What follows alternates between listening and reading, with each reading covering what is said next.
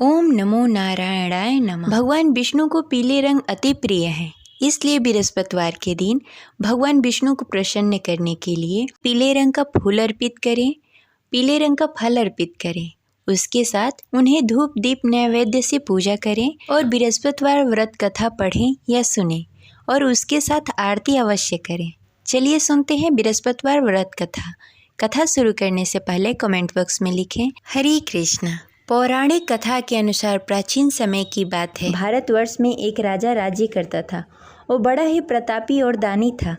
वह नित्य प्रति मंदिर में भगवत दर्शन करने के लिए जाता और ब्राह्मणों और गुरु की सेवा किया करता। उसके द्वार से कोई भी याचक निराश होकर नहीं लौटता। वह प्रत्येक गुरुवार को व्रत रखता एवं पूजन करता, गरीबों की सहायता करता। परंतु यह सब बातें उसकी रानी को बिल्कुल अच्छी नहीं लगती थी। वह न तो व्रत करती और न ही किसी को एक भी पैसा दान में देती थी। वह राजा से भी ऐसा करने को मना किया करती थी। एक समय की बात है, राजा शिकार खेलने के लिए वन को चले गए। घर पर रानी और दासी थी। उस समय गुरु बृहस्पति साधु का रूप धारण करके राजा के दरवाजे पर भिक्षा मांगने के लिए आए। साधु ने रानी से भिक्षा मांगी तो वह कहने लगी, हे साधु महाराज, मैं इस दान पुण्य से तंग आ गई हूँ।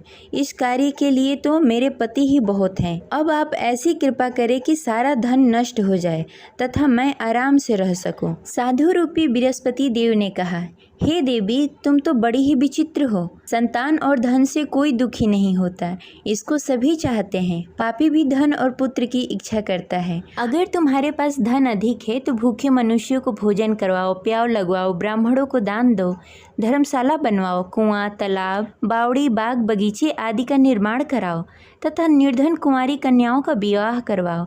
साथ ही यज्ञ करो। इस प्रकार के कर्मों से आपके कुल का और आपका नाम परलोक में भी सार्थक होगा एवं तुम्हें स्वर्ग की प्राप्ति होगी। परंतु रानी साधु की इन बातों से खुश नहीं हुई। उसने कहा, हे साधु महाराज, मुझे ऐसी धन की आवश्यकता नहीं है जिसे मैं अन्य लोगों को दान में देती फिरूं, जिसको रखने और संभालने में भी मेरा सारा वक्त निकल जाए। साधु ने कहा, हे देवी, यदि तुम्हारी ऐसी ही इच्छा है तो जैसा मैं तुम्हें बताता हूँ वैसा करना। बृहस्पतिवार के दिन आंगन को गोबर से लीपना और अपने केशों को पीली मिट्टी से धोना। केशों को धोते समय स्नान करना। राजा से कहना कि वो हजामत कराए। भोजन में मांस मदिरा खाना, कपड़े धोबी को धोने के लिए देना। इस प्रकार 7 बृहस्पतिवार को करने से तुम्हारा सारा धन नष्ट हो जाएगा। यह कहकर साधु महाराज रूपी बृहस्पति देव अंतर्ध्यान हो गए। रानी ने साधु के कहने के अनुसार 7 बृहस्पतिवार तक वैसा ही करने का विचार किया। साधु के बताए हुए कार्य करते हुए केवल 3 ही बृहस्पतिवार बीते कि उसकी सारी संपत्ति नष्ट हो गई। भोजन के लिए भी 2 समय परिवार तरसने लगा तथा सांसारिक भोगों से दुखी रहने लगा। तब राजा रानी से कहने लगा कि हे रानी, तुम यहाँ पर रहो, मैं दूसरे देश जा रहा हूँ। क्योंकि यहाँ पर मुझे सभी मनुष्य जानते हैं, इसलिए मैं यहाँ कोई कार्य नहीं कर सकता। मैं अब परदेश जा रहा हूँ, वहाँ कोई काम धंधा करूँगा, शायद हमारे भाग्य बदल जाए। ऐसा कहकर राजा परदेश को चला गया। वो वहाँ जंगल से लकड़ियाँ काट कर लाता और शहर में बेचता। इस तरह जीवन व्यतीत करने लगा। इधर राजा के बिना रानी और दासी दुखी रहने लगी। किसी दिन भोजन मिलता और किसी दिन जल पीकर ही रहना पड़ता। एक दिन रानी और दासी को भोजन किए बिना 7 दिन व्यतीत हो गए। तो रानी ने अपनी दासी से कहा, हे दासी, यहाँ पास के नगर में मेरी बहन रहती है। वह बड़ी ही धनवान है। तुम उसके पास जाओ और वहाँ से 5 सेर बेजल मांग के लाओ, जिससे कुछ समय के लिए गुजारा हो जाएगा। दासी रानी की बहन के पास गई। रानी की बहन उस समय पूजा कर रही थी। बृहस्पतिवार का दिन था। दासी ने रानी की बहन से कहा, हे रानी, मुझे आपकी बहन ने भेजा है, मुझे 5 सेर बेजल दे दो। दासी ने यह बात अनेक बार कही, परंतु रानी की बहन ने कोई उत्तर नहीं दिया, क्योंकि वह उस समय बृहस्पतिवार का कथा सुन रही थी। जब दासी को रानी की बहन की कोई उत्तर नहीं मिला तो वह बहुत ही दुखी हुई। उसे क्रोध भी आया। वह लौटकर रानी से बोली, हे रानी, आपकी बहन बहुत ही घमंडी है। वह छोटे लोगों से बात नहीं करती। मैंने उससे कहा, उसने कोई उत्तर नहीं दिया। मैं वापस चली आई। रानी बोली, हे दासी, उसमें उसकी कोई गलती नहीं है। जब बुरे दिन आते हैं तब कोई असहारा नहीं देता। अच्छे बुरे का पता विपत्ति में ही लगता है। जो ईश्वर की इच्छा होगी वही होगा, यह सब हमारे भाग्य का दोष है। उधर रानी की बहन ने सोचा कि मेरी बहन की दासी आई हुई थी, परंतु मैं उससे नहीं बोली, इससे वह बहुत दुखी हुई होगी। अतः कथा सुन बृहस्पति भगवान का पूजन समाप्त करके अपनी बहन के घर गई और कहने लगी, हे बहन, मैं बृहस्पतिवार का व्रत कर रही थी, तुम्हारी दासी हमारे घर आई थी, परंतु जब तक हम कथा सुनते हैं तब तक हम लोग न उठते हैं न किसी से बातें करते हैं, इसलिए मैं नहीं बोली। कहो दासी क्यों गई थी? रानी बोली, बहन, हमारे घर अनाज नहीं था। वैसे तुमसे कोई बात छिपी नहीं है, इस कारण मैंने दासी को तुम्हारे पास 5 सर बेझल के लिए भेजा था। रानी की बहन बोली, बहन देखो, बृहस्पति भगवान सबकी मनोकामनाएं पूर्ण करते हैं, देखो शायद तुम्हारे घर में कहीं अनाज रखा हो। यह सुनकर दासी घर के अंदर गई, वहाँ से उसे एक घड़ा बेझल का भरा हुआ मिल गया। उसे बड़ी हैरानी हुई क्योंकि उसके एक एक बर्तन देख लिया था। उसने बाहर आकर रानी को बताया। दासी अपने रानी से कहने लगी, हे रानी देखो, वैसे हमको जब अन्न नहीं मिलता तो हम रोज ही व्रत करते, अगर इनसे इस व्रत की विधि और कथा पूछ ली जाए तो हम भी इस व्रत को किया करेंगे। दासी के कहने पर रानी ने अपनी बहन से बृहस्पतिवार के व्रत के बारे में पूछा।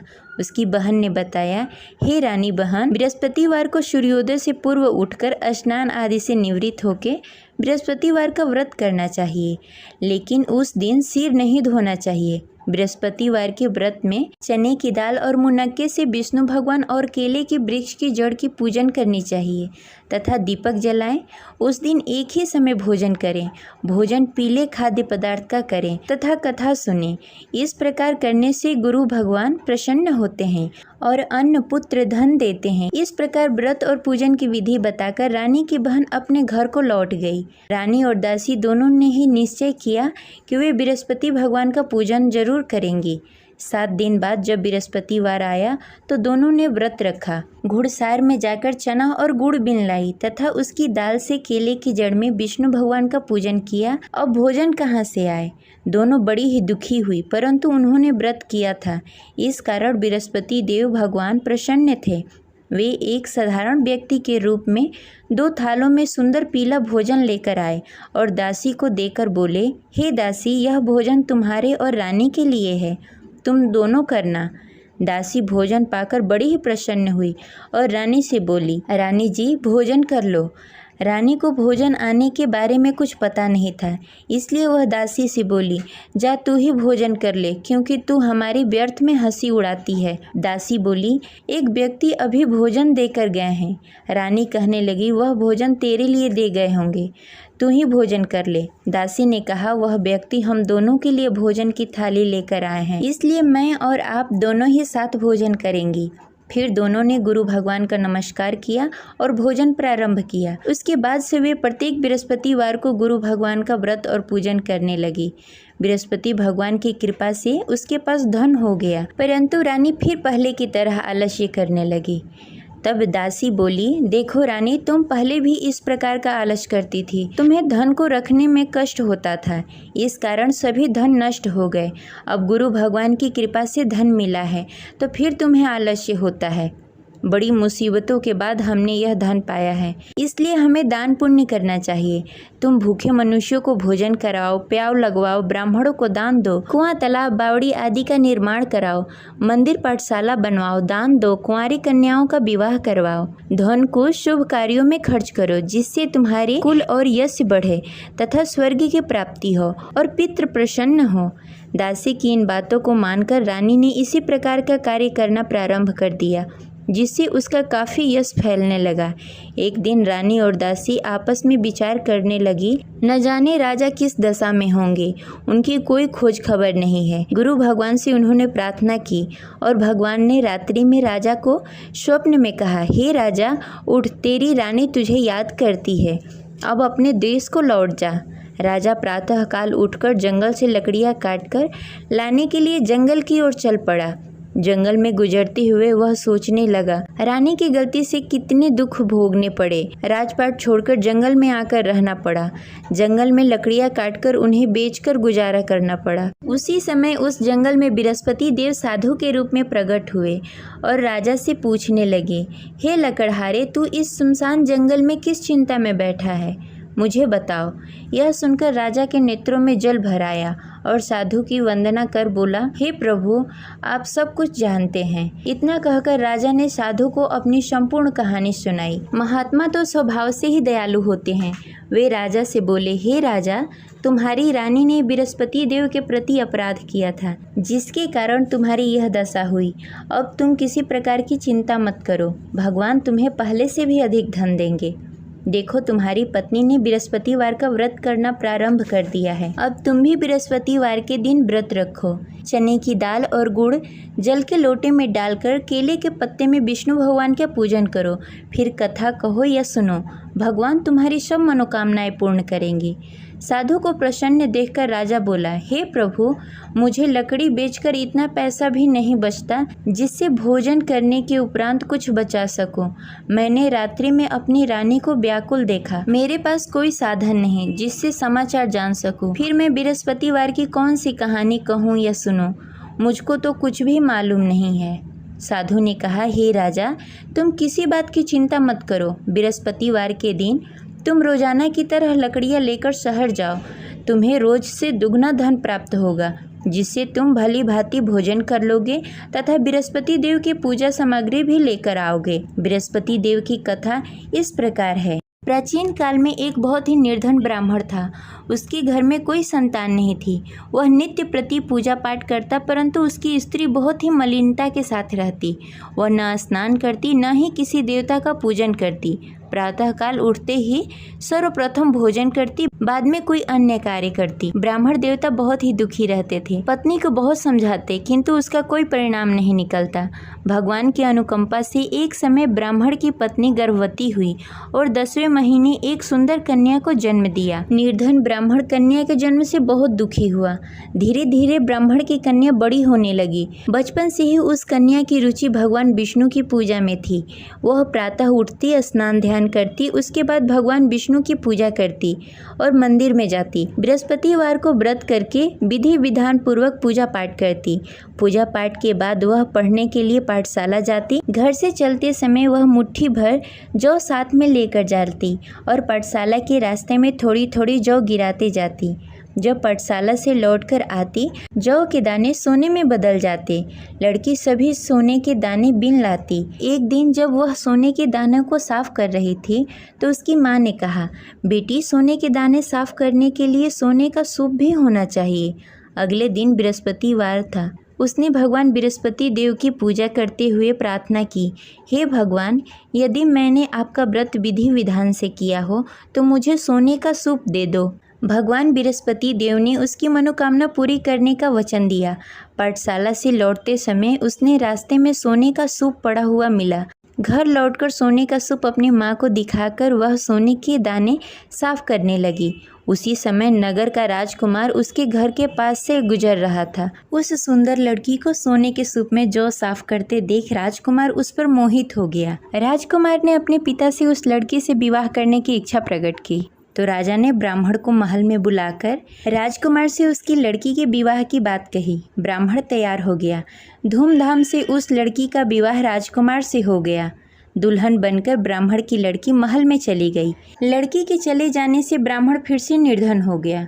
उसे कई कई दिनों तक बिना भोजन के रहना पड़ा। बहुत दुखी होकर ब्राह्मण एक दिन अपने लड़की के पास गया। अपने पिता से निर्धनता का समाचार सुनकर उसे बहुत सारा धन देकर पिता को विदा किया। उस धन से ब्राह्मण का कुछ दिनों तक आराम से गुजारा हुआ, लेकिन जल्द ही फिर भूखों मरने की हालत हो गई। ब्राह्मण अपनी लड़की से धन लेने के लिए फिर महल में पहुंचा।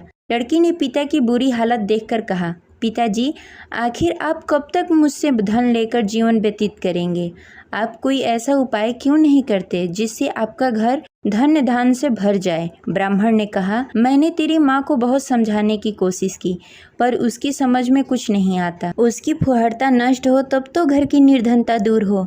तब कुछ सोचकर लड़की ने पिता से कहा, पिताजी, आप कुछ दिनों के लिए माँ को मेरे पास छोड़ जाओ। तब कुछ सोचकर ब्राह्मण ने पत्नी को लड़की के पास महल में छोड़ दिया।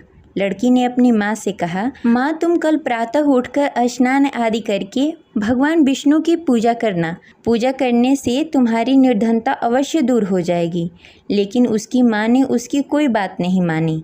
तब क्रोधित होकर लड़की ने अपनी माँ को एक कक्ष में बंद कर दिया। सूर्योदय के समय माँ को उठाकर जबरदस्ती उसे स्नान आदि करवाया। फिर मंदिर में ले जाकर भगवान बृहस्पति देव की पूजा करवाई। कुछ दिनों तक ऐसा करने से माँ की बुद्धि में कुछ परिवर्तन हुआ और वह स्वयं बृहस्पतिवार का व्रत रखने लगी।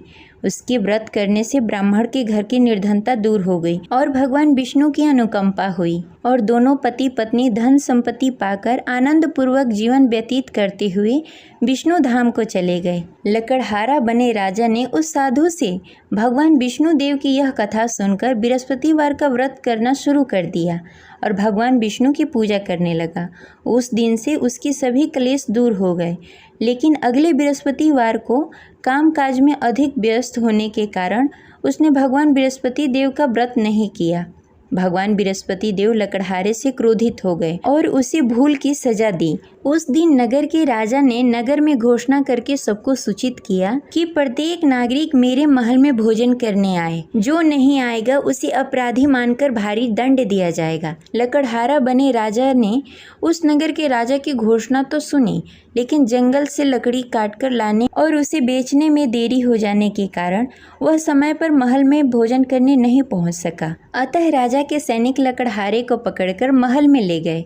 राजा ने उसे महल के एक कक्ष में बैठाकर भोजन कराया। उस कक्ष में एक खुट्टी पर रानी का सोने का हार लटका हुआ था। लकड़हारा अकेला उस कक्ष में भोजन कर रहा था। तभी उसने एक आश्चर्यजनक घटना देखी। देखते ही देखते वह खूंटी हार को निगल गई। थोड़ी देर बाद जब राजा ने हार को गायब देखा तो लकड़हारे को कारावास में डाल दिया। लकड़हारा मन ही मन अपने भाग्य को कोसने लगा। तभी उसे जंगल में मिले साधु का स्मरण हुआ। थोड़ी देर में भगवान बृहस्पति देव सन्यासी के रूप में उसके सामने प्रकट हुए और कहा, हे लकड़हारे, तूने भगवान बृहस्पति देव की पूजा नहीं की, इसी कारण तुम्हें कष्ट हो रहा है। लेकिन अब चिंता मत करो, बृहस्पतिवार के दिन कारागार के दरवाजे पर तुम्हें कुछ पैसे पड़े हुए मिलेंगे। उन पैसों से भगवान बृहस्पति देव का व्रत करके उनकी पूजा करोगे तो तुम्हारे सारे दुख दूर हो जाएंगे। फिर बृहस्पतिवार के दिन दरवाजे पर पड़े पैसे राजा को मिले, जिससे उसने चने की दाल, गुड़, मुनक्का मंगाकर भगवान बृहस्पति देव की कथा कही और व्रत किया, जिससे भगवान बृहस्पति देव प्रसन्न होकर उस नगर के राजा को स्वप्न में लकड़हारे को मुक्त करने को कहा। सुबह राजा ने आकर अपने कक्ष में देखा कि खूंटी पर हार टंगा हुआ है। राजा ने लकड़हारे को मुक्त कर दिया, उसे धन और आभूषण देकर विदा किया। लकड़हारा बना राजा उस नगर से चलकर अपने नगर की तरफ चल दिया। जब राजा अपने नगर में पहुंचा तो उसने देखा उस नगर में कुएं, धर्मशाला, बाग बगीचे देखकर बहुत प्रसन्न हुआ। राजा ने किसी से पूछा कि ये सभी चीजें किसने बनवाई है। उस व्यक्ति ने कहा कि ये सभी चीजें रानी और दासी ने बनवाया है। फिर राजा महल की तरफ चले गए। रानी ने राजा को देखा तो भव्य स्वागत किया। फिर राजा और रानी साथ साथ रहने लगे। फिर कुछ दिनों के बाद बृहस्पति देव की कृपा से राजा और रानी को पुत्र प्राप्त हुआ और राजा और रानी इसी प्रकार भगवान बृहस्पति देव का पूजा अर्चना करते रहे और सुखी जीवन व्यतीत करते रहे। बृहस्पति देव सभी की मनोकामनाएं पूर्ण करते हैं। जो भी व्यक्ति बृहस्पतिवार के दिन पूरी श्रद्धा और भक्ति के साथ बृहस्पति देव की पूजा अर्चना करता है तथा व्रत का पालन करता है और कथा पढ़ता है या सुनता है या किसी और को सुनाता है, उनकी सभी मनोकामनाएं बृहस्पति देव पूर्ण करते हैं। जिस प्रकार बृहस्पति देव ने राजा और रानी की मनोकामनाएं पूर्ण की, उसी प्रकार बृहस्पति देव सभी की मनोकामनाएं पूर्ण करते हैं। जय बृहस्पति देव। अब सुनेंगे बृहस्पति देव की आरती। ओम जय बृहस्पति देवा, ओम जय बृहस्पति देवा, छिन छिन भोग लगाऊं कदली फल मेवा।